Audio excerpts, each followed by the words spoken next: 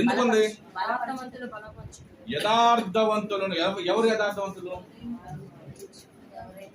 నేను చెప్తా యథార్థవంతులు ఎవరు. హల్లెలూయా.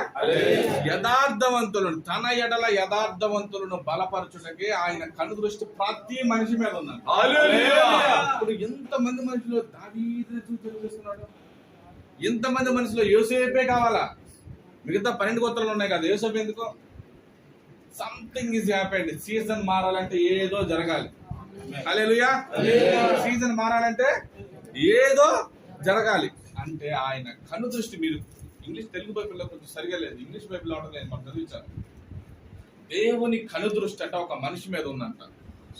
ఎవరు ఆ మనిషి అంటే, దేవునికి ఎవరైతే ఇష్టడుగా జీవిస్తారో, తన యందు ఎవరైతే విశ్వాస వీరులుగా జీవిస్తారో ఆ వ్యక్తిని అంట దేవుడు ఆ వ్యక్తిని సహాయం పంపిస్తూ పంపిస్తూ పంపిస్తూ తన శక్తిని ఈ లోకానికి హల్లెలూయా. హల్లెలూయా. ఏ వ్యక్తి ద్వారా? తన ఎడల యథార్థ హృదయము. ఆ శక్తి, దేవుడు శక్తిని ఆ వ్యక్తి పట్ల కనపరిచి ఈ లోకానికి కనపరుస్తాడు. యూసుఫ్ పట్ల కనపరిచాడు, దావీదు పట్ల కనపరిచాడు. హల్లెలూయా. ముర్దెకై పట్ల కనపరిచాడు. ఆ శక్తిని అంటే ఆ శక్తిని పొందుకోవాలంటే ఆయన కన్ను దృష్టి మన మీద రాదు.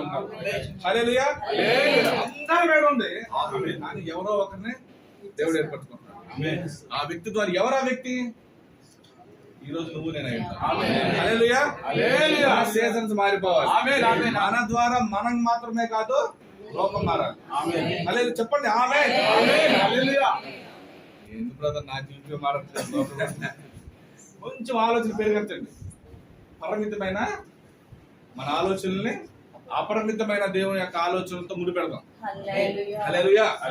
హల్లెలూయా. అరే ఒక అర్రకరా కొనాలంటే లక్షల కోటి రూపాయలు చెప్తున్నారా? చూడండి, ఆకాశమా కలుగును గాక, భూమి కలుగును గాక. ఒక్క మాటతో ప్రపంచములు యుగములు ఆయన మాటతో వాక్యముల నిర్మాణమైనవని విశ్వాసం ద్వారా గ్రహించుకునిచున్నాము కదా.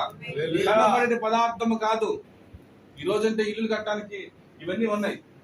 ఆ రోజు ఏం కట్టారు? దేవుని మాట సృష్టించేసింది. సో ఈ రోజు అలాంటి దేవుని మాట మన దగ్గరకు వచ్చినప్పుడు లేఖనం సెలవిస్తుంది, గమనించండి. దేవుని శక్తి నీ పట్ల కనపరచబడాలి అంటే దేవుని కన్ను దృష్టి నీ మీద ఉండాలి. హల్లెలూయా. హల్లెలూయా. ఆ కన్ను దృష్టి ఎవరి మీద ఉంటుందో లాస్ట్ లో చెప్తాను. నేను వాక్యంలోకి వెళ్ళిపోతున్నాను. ఒకసారి మీరు నా మాట ఆలకించడానికి ప్రయత్నం చేయండి.